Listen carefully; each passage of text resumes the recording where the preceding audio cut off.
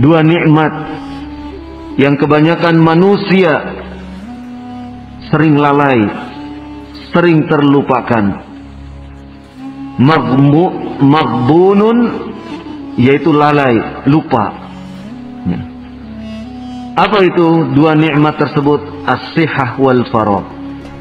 Kesehatan, nikmat kesehatan dan nikmat al-faragh, waktu luang.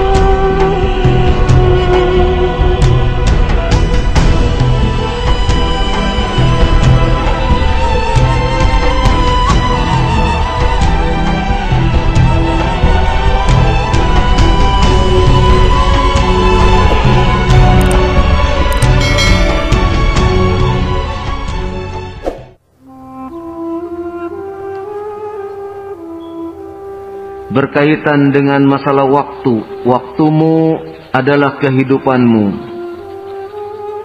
Waktu kita di dunia ini adalah menjadi sebab kita meraih kehidupan di akhirat nanti. Manakala waktu di dunia ini digunakan untuk senantiasa beramal kebajikan, beramal saleh, maka semoga kita akan mendapatkan kehidupan yang baik di sisi Allah Subhanahu wa ta'ala, yaitu di akhirat. Kehidupan yang dicita-citakan oleh setiap mukmin saat di dunia, yaitu kehidupan di dalam jannah, di dalam surga. Kehidupan yang ketika di dunia hanya diliputi dengan berbagai aktivitas yang melalaikan.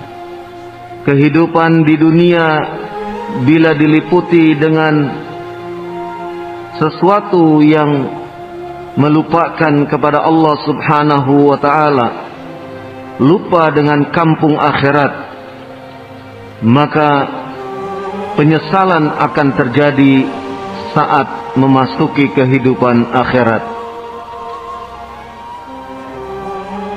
Sebagaimana digambarkan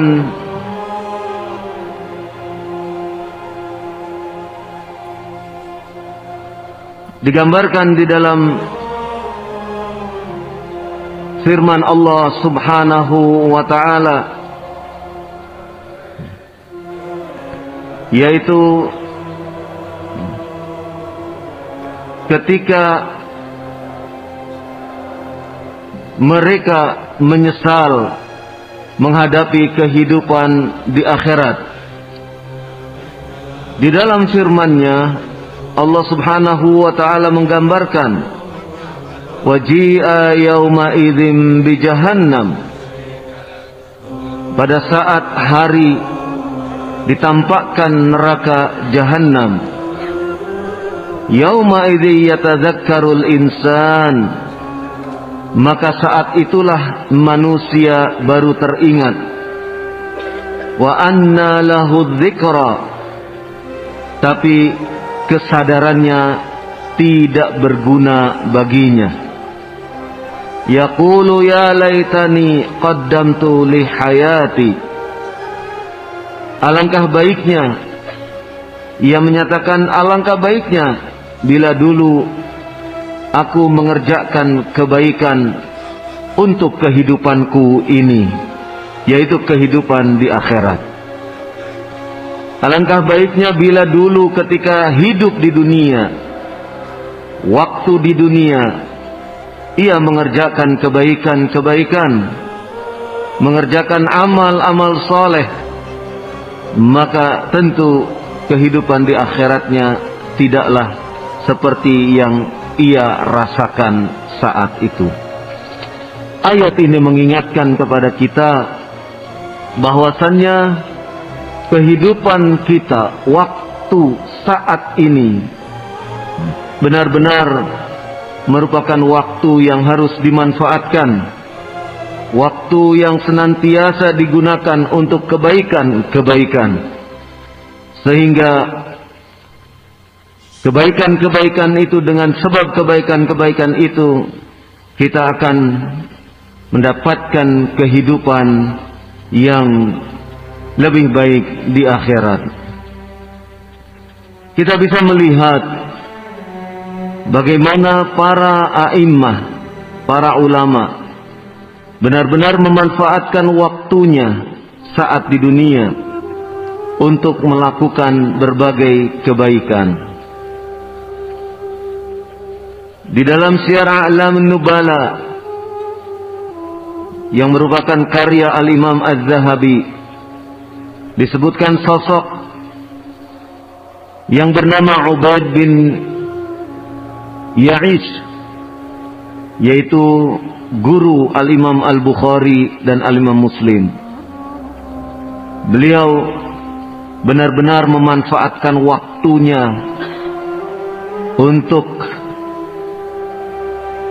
menulis ilmu, untuk menebarkan ilmu, sampai diceritakan bahwasannya makan malamnya pun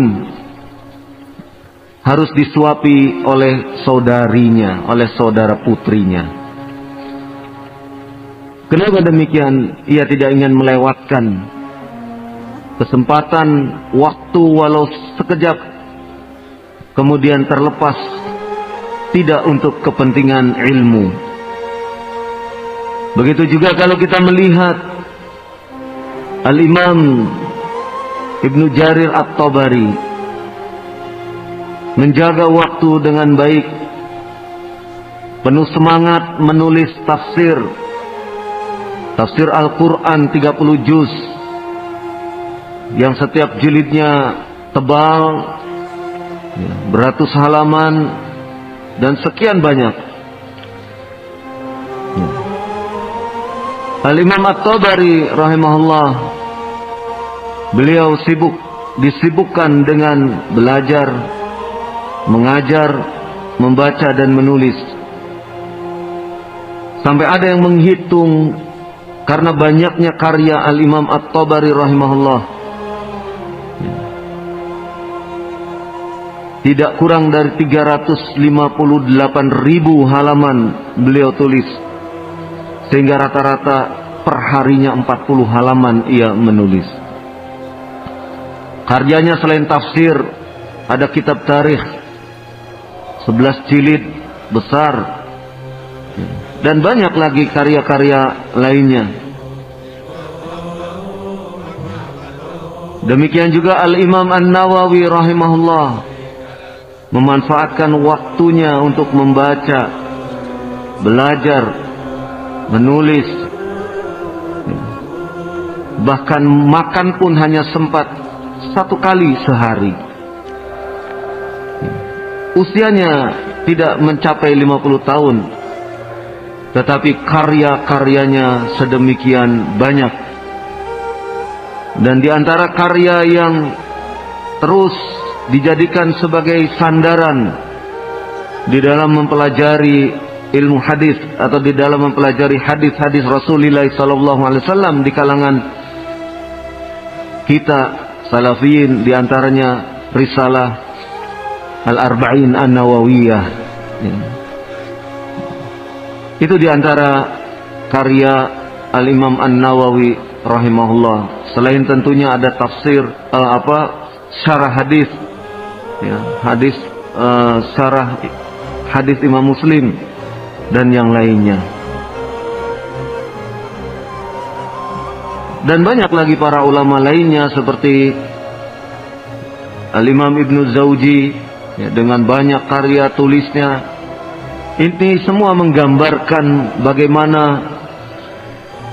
para ulama kita memberikan contoh sedemikian kuat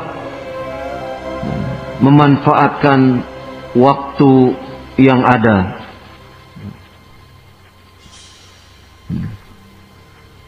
Rasulullah sallallahu alaihi wasallam mengingatkan kepada kita sebagaimana hadis yang diriwayatkan dari Abdullah bin Abbas radhiyallahu anhuma, dikeluarkan oleh Al-Bukhari di dalam sahihnya.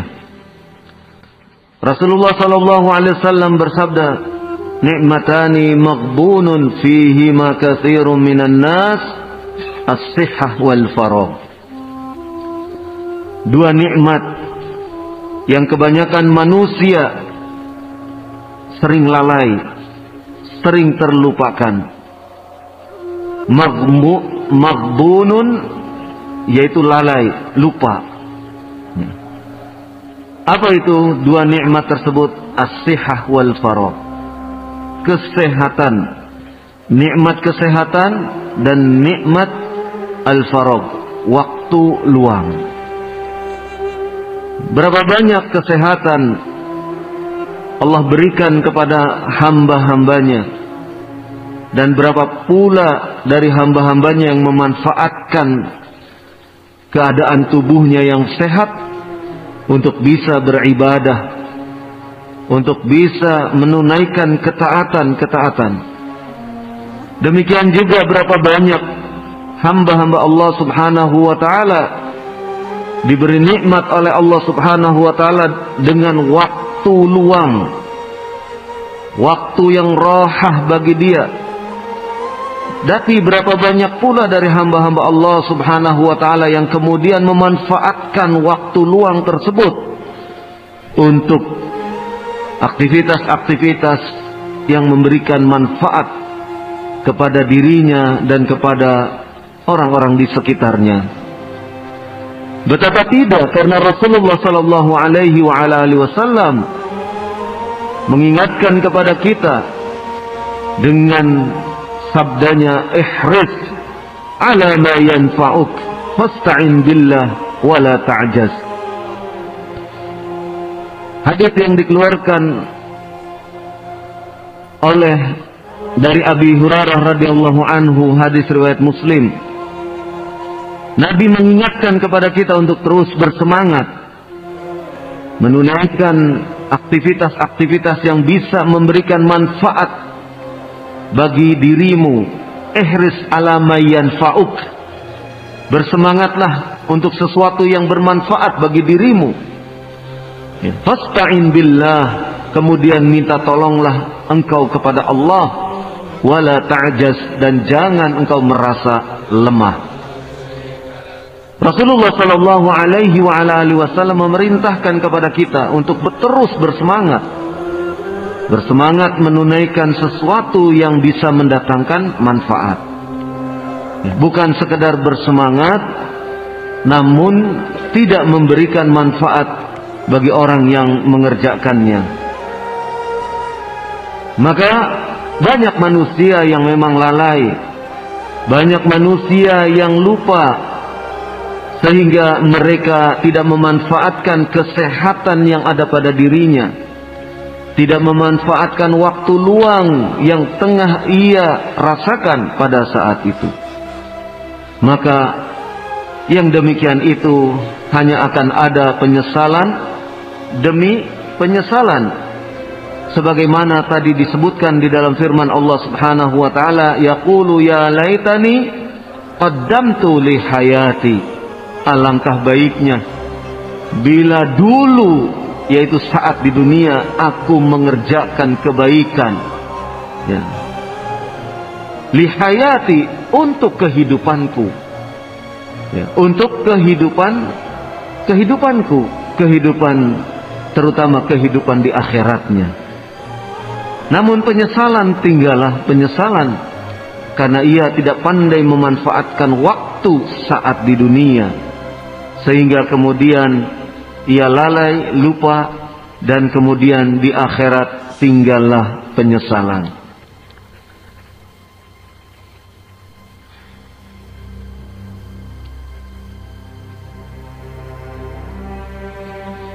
Waktu di dunia amatlah pendek, amat singkat.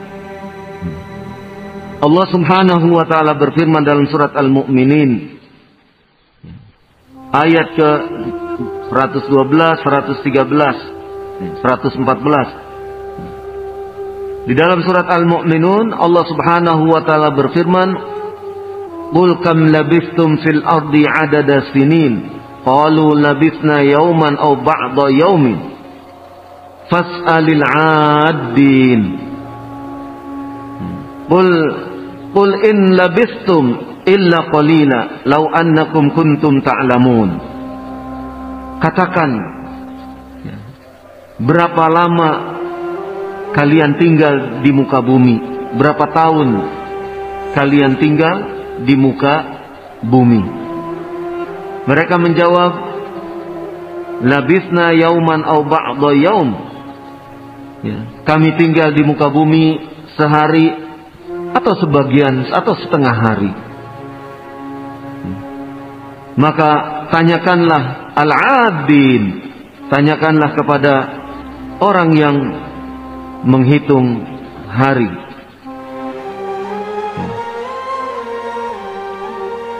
Qul in labistum illa qalila. Allah Subhanahu wa taala menyatakan, katakanlah kalian tinggal di muka bumi itu illa qalila, kecuali sedikit waktu saja, sebentar saja. Lau annakum kuntum ta'lamun, jika sungguh kalian itu mengetahuinya. Berapa lama kita tinggal di muka bumi? Ya. Kalau sekarang usia sudah mencapai 50 tahun misalnya, berarti tinggal sisa berapa tahun lagi untuk tinggal di muka bumi. Yang selebihnya setelah itu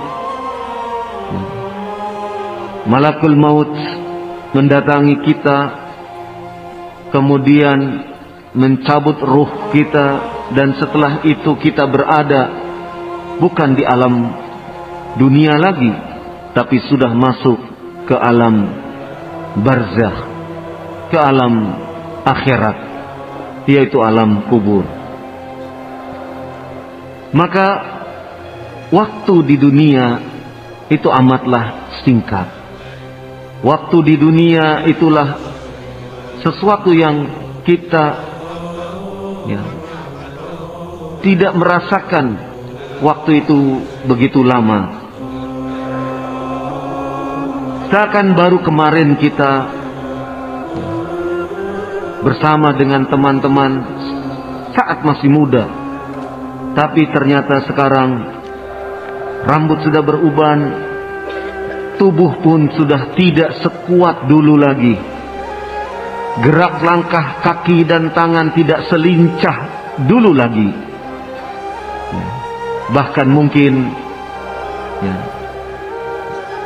kadang-kadang sakit menyentuh tubuh, bahkan mungkin kadang-kadang terasa di badan ini ketidaknyamanan. Pertanda kita akan menghadapi hari-hari yang penuh uzur, hari-hari yang tidak lagi kita seperti dulu. itulah kehidupan di dunia, terasa singkat, sebentar, dan waktunya tidak lama lagi. Maka beruntunglah seseorang yang diberi karunia oleh Allah Subhanahu wa taala dengan umur yang panjang dan diliputi dengan ketaatan. Kata Nabi sallallahu alaihi wasallam di dalam Sahih At-Tirmidzi disebutkan, khairun nas man tala umruhu wa hasuna amaluh.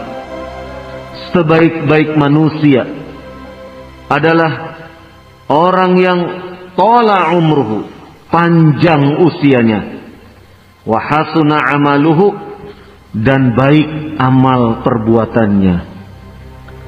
Sudahkah di usia yang tinggal sisa ini kita memanfaatkan usia tersebut dengan amal soleh? Atau di dalam hadis ini disebut wa hasuna amaluhu, baik amalnya. Inilah yang perlu kita perhatikan ketika kita mengintrospeksi diri, muhasabah diri, menghitung diri saat usia sudah tidak muda lagi, yaitu ketika Allah memberikan sisa-sisa usia. Mungkin usia kita ada yang di atas 60, ada yang di atas 70, masih hidup. Semoga sisa-sisa usia itu diisi dengan amal kebaikan, sehingga kita termasuk dari apa yang disebutkan oleh Rasulullah sallallahu alaihi wasallam, khairun nas man tala umruhu wa hasuna amaluh. Sebaik-baik manusia adalah orang yang panjang umurnya dan baik amalnya. Maka Allah Subhanahu wa taala senantiasa mengingatkan kepada kita untuk senantiasa memanfaatkan waktu dengan sebaik-baiknya. Di antara firman Allah Subhanahu wa taala yang berbicara tentang waktu, yaitu sebagaimana disebutkan dalam surat Al-Asr, wal asri, demi masa.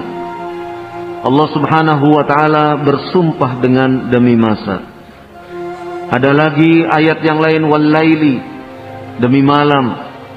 Ada lagi ayat ya, wad duha, demi waktu duha, wal fajri, demi waktu fajar, dan ayat-ayat yang lainnya di mana Allah Subhanahu wa taala bersumpah dengan menyebut waktu. Al-Qasam atau sumpah ya dari Allah Subhanahu wa taala dengan menyebut waktu ya, banyak kita dapatkan di dalam Al-Qur'an. Dan Allah Subhanahu wa taala bersumpah dengan mengucapkan waktu, mengucapkan makhluknya, menyebut, sumpah dengan menyebut makhluknya, dalam hal ini waktu. Bagi Allah Subhanahu wa taala yang demikian itu dibolehkan. Dalam rangka apa? Dalam rangka untuk tasyrifan, memuliakan Allah Subhanahu wa taala yang telah menciptakan waktu itu. Dan makhluk yang Allah ciptakan terlarang untuk bersumpah dengan menyebut nama makhluk. Berdasarkan sabda Nabi sallallahu alaihi wa ala alihi wasallam, hadis yang dikeluarkan oleh At-Tirmidzi,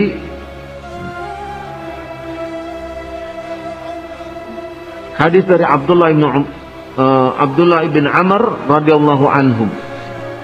Nabi sallallahu alaihi wasallam bersabda, man halafa bi ghairillah faqad kafara au asyrak.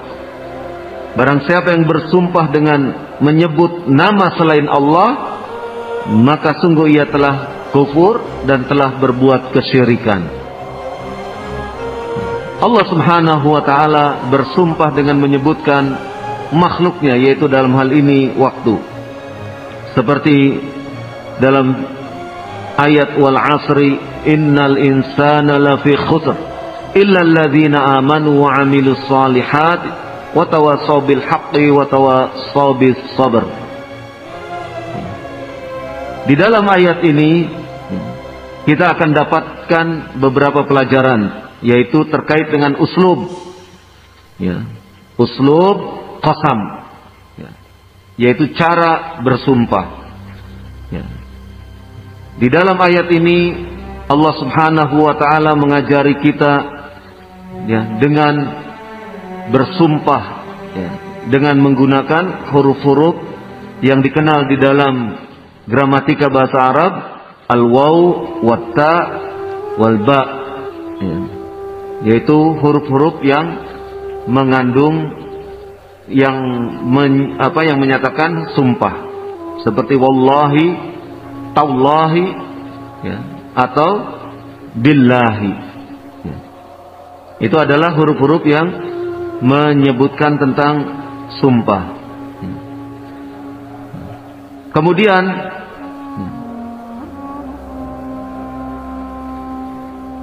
di dalam surat Al-Asr yang menyebutkan tentang waktu ini pun memberikan pelajaran kepada kita tentang waktu Al-Asr.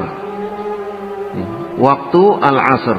Banyak sekali hadis-hadis Nabi SAW yang mengungkapkan tentang waktu Al-Asr ini. Sebagaimana hadis dari Jarir bin Abdullah Al-Bajali radhiyallahu anhu yang menyatakan kunna inda Rasulillah sallallahu alaihi wasallam fanadhara ila al-qamari lailatal badri. Kami di sisi Rasulullah sallallahu alaihi wasallam memandang kepada bulan yang malam itu dalam keadaan purnama. Faqala, kemudian Rasulullah sallallahu alaihi wasallam bersabda, innakum satarawna rabbakum, sesungguhnya kalian akan melihat Rabb kalian, kama tarawnal qamara lailatal badri, sebagaimana kalian melihat bulan di malam purnama. Fa in istata'tum alla tughlabu ala salatin qabla tulu'is syams, maka jika kalian mampu untuk tidak melewati salatin qabla tulu'is syams, yaitu salat sebelum munculnya matahari atau terbitnya matahari, wa salatin qabla ghurubiha, dan tidak melewati salat, ya, tidak melewatkan salat sebelum matahari tenggelam, faf'alu, maka lakukanlah. Syahid daripada hadis ini sebagaimana dijelaskan oleh Syekh Ubaid Al-Jabiri hafizahullah taala, syahid inti yang dibahas di dalam hadis ini adalah salatin qabla ghurubiha, salat sebelum matahari tenggelam, ay ghurubus syams, matahari tenggelam ke arah barat. Wahya salatul asr, yang dimaksud adalah salat asar. Maka dari hadis tadi, kata Syekh Ubaid Al-Jabiri hafizahullah taala, kita mendapatkan faidah dua perkara, yaitu yang pertama isbat, ya, ru'yah al-mu'minin rabbahum yaumil qiyamah, yaitu penetapan bahwasanya orang-orang yang beriman nanti pada hari kiamat ia akan melihat Rabb mereka, yaitu Allah Subhanahu wa taala. Asani, di dalam hadis tadi disebutkan fadlu shalah as-subhi wal asr, yaitu keutamaan dua waktu salat, yaitu salat subuh dan salat asar. Banyak hadis lainnya, seperti misalnya dalam riwayat yang disebutkan riwayat Muslim, hadis dari Ali bin Abi Thalib radhiyallahu anhu, Rasulullah sallallahu alaihi wasallam ketika pada hari Khandaq, beliau bersabda, "Syaghaluna 'ani salatil wusta, salatil asr." Mereka, orang-orang musyrikin, orang-orang kafir, telah menyibukkan kita dari salatul wusta, yaitu salat asar. Ya. Kemudian Nabi SAW pun bersabda dalam hadis yang lain. Hadis dikeluarkan oleh Al-Bukhari. Hadis dari Ibnu Umar radhiyallahu anhuma. Rasulullah SAW bersabda, "Man fatathu salatul asri, faka'annama watira ahlahu wa malahu." Barang siapa yang luput tidak menunaikan salat asar, faka'annama, maka seakan-akan ia kehilangan keluarga dan hartanya. Hadis-hadis tadi mengingatkan kita tentang pentingnya waktu. Ya. Walaupun pembahasannya terkait dengan al-asr, waktu salat asar, tetapi pelajaran yang bisa kita petik, bagaimana waktu-waktu itu jangan sampai kemudian terlepas dari diri kita. Artinya, jangan sampai kemudian waktu-waktu yang sangat berharga, yang di situ ada momentum-momentum, ada kesempatan-kesempatan di mana kita bisa mendekatkan diri kepada Allah Subhanahu wa taala, jangan sampai kemudian terluput. Ya. Sebagaimana tadi disebutkan oleh Nabi sallallahu alaihi wasallam, ya. Man fatathu salatul asri faka'annama watira ahlahu wa malahu. Ya. Barang siapa yang luput dari salat asar, ya, maka seakan ia kehilangan keluarga dan hartanya. Ini menunjukkan bahwasannya kita diingatkan oleh Rasulullah SAW untuk senantiasa memanfaatkan waktu dengan sebaik-baiknya. Jangan sampai ketika waktu itu tiba dan di dalam waktu tersebut ada kesempatan-kesempatan untuk bisa mendekatkan diri kepada Allah Subhanahu wa taala, tapi kemudian kita melalaikannya, kita melupakannya, atau kita sibuk dengan urusan-urusan lain yang urusan-urusan itu tidak memberikan manfaat kepada kehidupan akhirat kita. Banyak waktu-waktu yang di situ sebenarnya kita bisa bermunajat, waktu-waktu yang di situ kita bisa, ya, mendekatkan diri lebih dekat kepada Allah Subhanahu wa taala. Di antaranya waktu sepertiga malam, di saat manusia, di saat hamba-hamba Allah Subhanahu wa taala, ya, terlena dengan kehidupan. Artinya apa? Mungkin waktu-waktu itu dia berhura-hura. Bisa jadi berada di kafe-kafe, berada bersama teman-temannya, ya. Apalagi itu mungkin malam yang esoknya adalah hari libur, ya. Banyak manusia yang kemudian lalai sampai waktu sepertiga akhir malam pun tidak digunakan untuk mendekatkan diri kepada Allah Subhanahu wa taala, tapi digunakan untuk hal-hal yang tidak memiliki manfaat bagi kehidupan akhiratnya.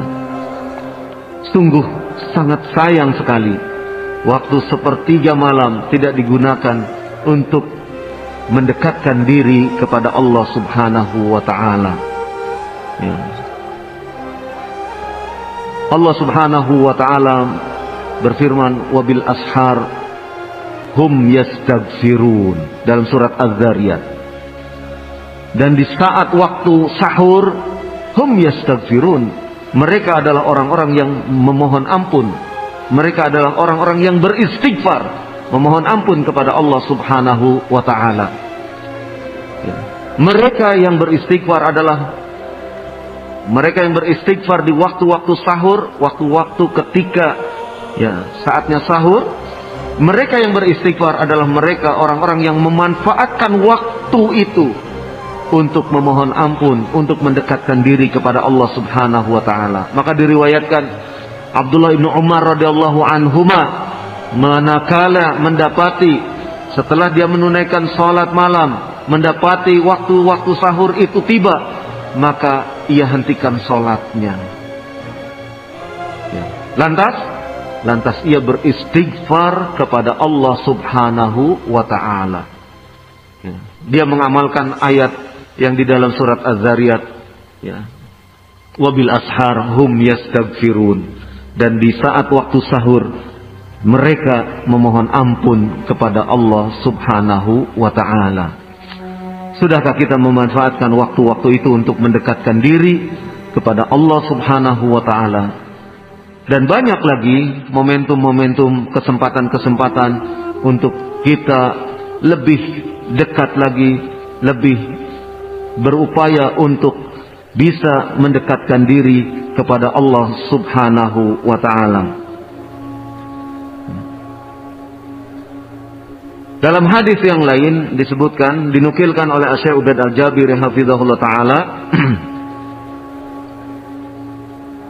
salasatun la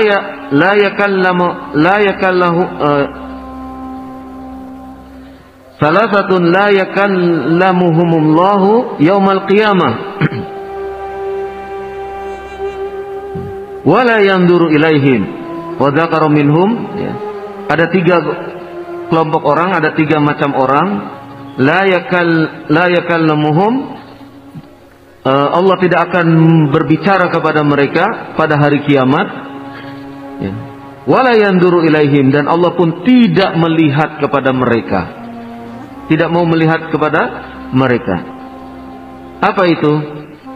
Wa rajulun khalfa ala yamini kadzibah, seorang yang melakukan sumpah dusta, seseorang yang melakukan sumpah dusta ba'dal asr, setelah masuk waktu asar.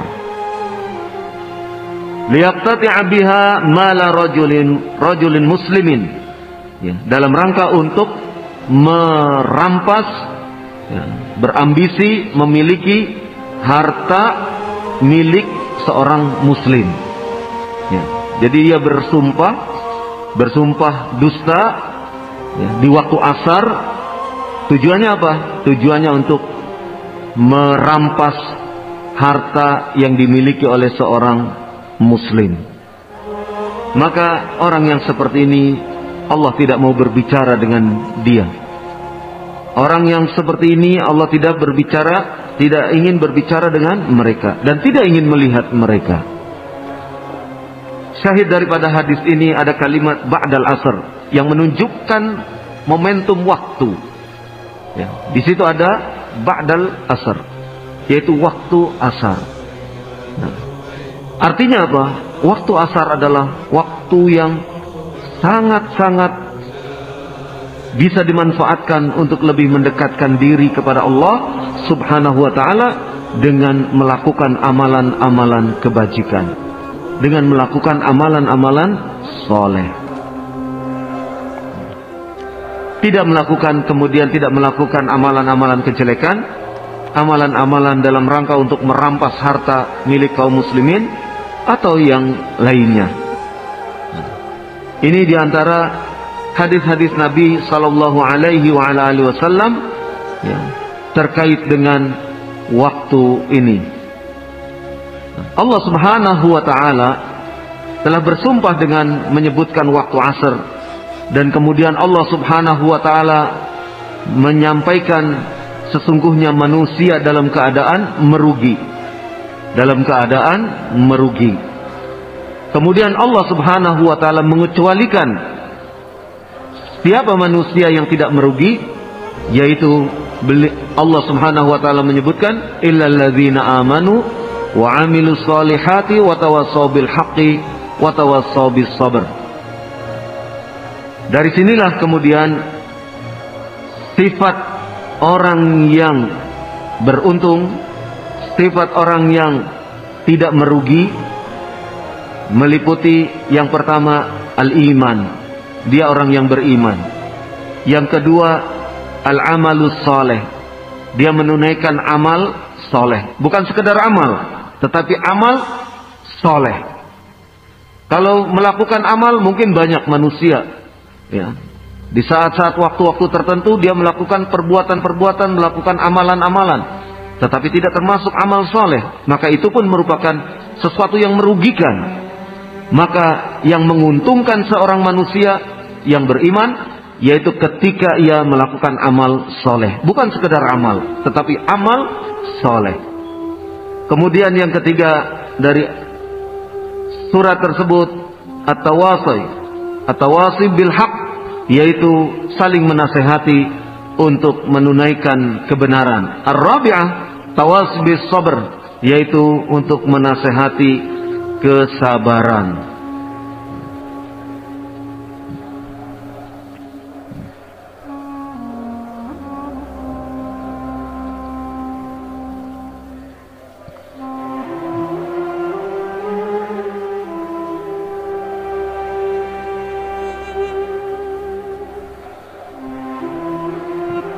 Dahulu para sahabat, orang-orang soleh,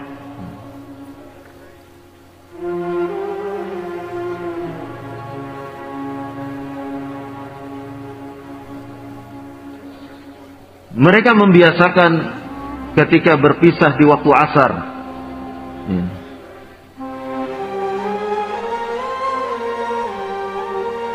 sebagaimana disebutkan di dalam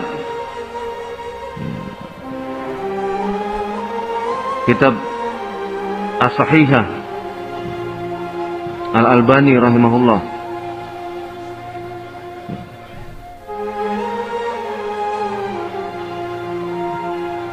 Hadis yang dikeluarkan oleh Ad-Darimi menyatakan kana rajulani min ashabin Nabi sallallahu alaihi wasallam, dua orang sahabat dari kalangan sahabat Nabi sallallahu alaihi wa ala alihi wasallam, idza taqaya lam tafarraqa hatta yaqra ahaduhuma 'ala al-akhar wal 'asri innal insana lafi khusr thumma yusallima ahaduhuma 'ala al-akhar. Apabila dua sahabat dari kalangan sahabat Nabi sallallahu alaihi wasallam mereka bertemu, maka mereka tidak akan berpisah. Maka keduanya tidak akan berpisah sampai hatta yaqra ahaduhuma 'alal akhar, sampai dari salah satu keduanya membacakan surat Al-Asr, wal 'asri innal insana lafi khusr illa alladzina amanu wa 'amilus solihati wa tawassaw bil haqqi wa tawassaw bis sabr. Tsumma yusallim ahaduhuma 'alal akhar. Kemudian setelah itu salah satu dari keduanya mengucapkan salam, baru kemudian mereka berpisah. Ini perbuatan yang dilakukan oleh sahabat Nabi sallallahu alaihi wasallam. Tidaklah mereka berpisah kecuali mereka membacakan surat Al-Asr. Ketika mereka akan berpisah, baru kemudian mereka menyampaikan salam.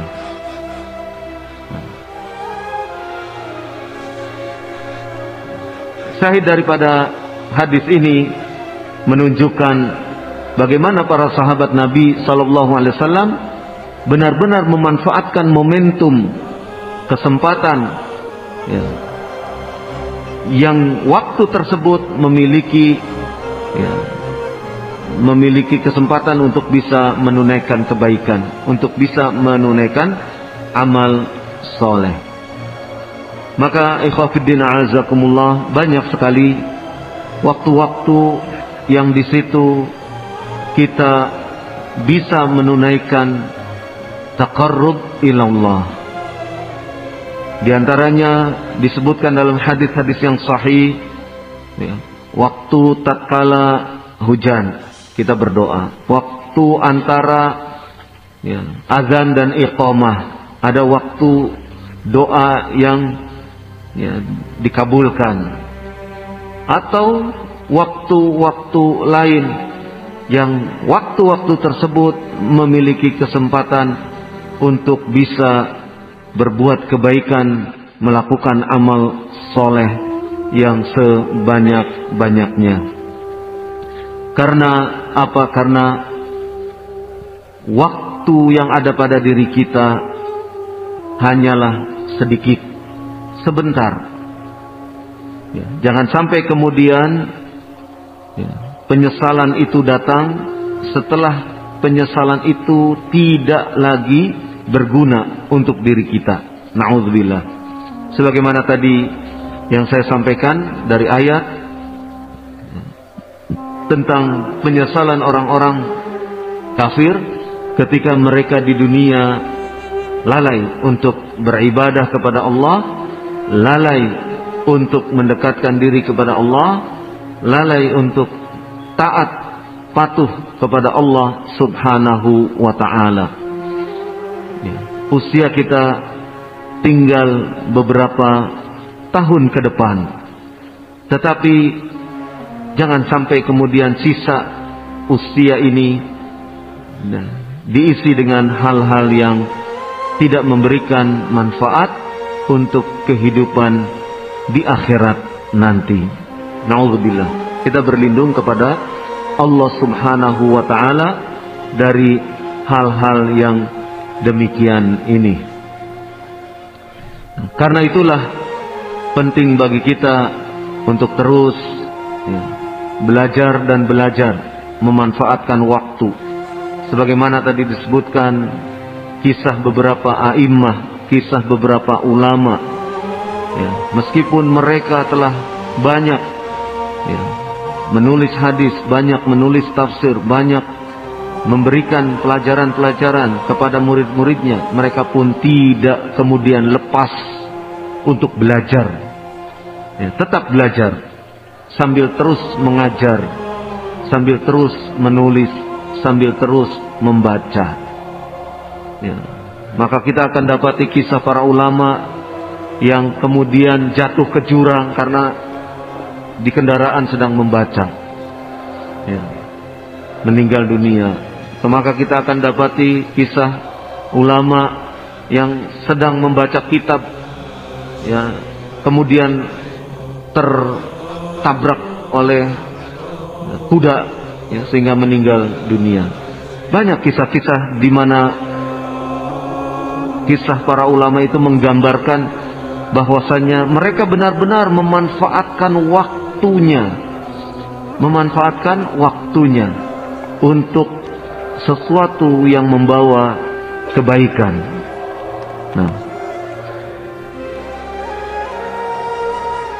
Maka judul yang tadi saya sampaikan, waktumu kehidupanmu, artinya waktu kita di dunia ini adalah sangat menentukan, biiznillah, dengan izin Allah Subhanahu wa ta'ala, sangat menentukan kehidupan kita di akhirat nanti. Akhirat khairu wa abqa, akhirat lebih baik dan lebih kekal. Itu yang kita cari. Maka ketika kita menyadari bahwasannya kehidupan ini hanya sebentar, maka kita akan dapati bahwasanya apa yang selama ini kita kumpulkan dari harta kekayaan, dari sawah ladang, dari binatang ternak, dari berbagai macam pabrik mungkin, yang akan kita bawa hanyalah amal soleh. Sehingga banyak orang-orang yang kemudian menyerahkan harta kekayaan itu untuk kepentingan amal solehnya, sehingga dimungkinkan dengan itu ia mendapatkan amal jariah yang pahalanya terus mengalir kepada dirinya meskipun dirinya sudah meninggal dunia. Maka pembahasan kita kali ini adalah untuk mengingatkan kita semua, saya, antum semua, tentang kehidupan yang mendatang, kehidupan di kampung akhirat, kehidupan di alam barzah, kehidupan di akhirat yang tentu ada tahapan-tahapannya.